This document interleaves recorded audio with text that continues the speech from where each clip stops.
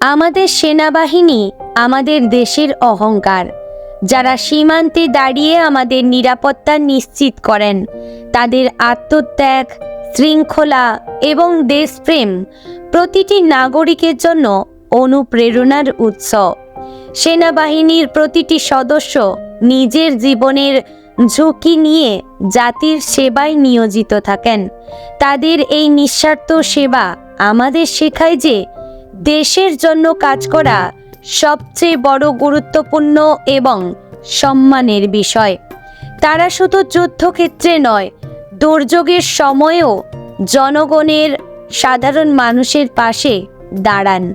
তাদের সাহস, দৃঢ়তা এবং কর্তব্যনিষ্ঠা আমাদের মনে করিয়ে দেয় যে একতা, শৃঙ্খলা এবং দেশপ্রেমই একটি জাতিকে শক্তিশালী করে তোলে। জয় হিন্দ।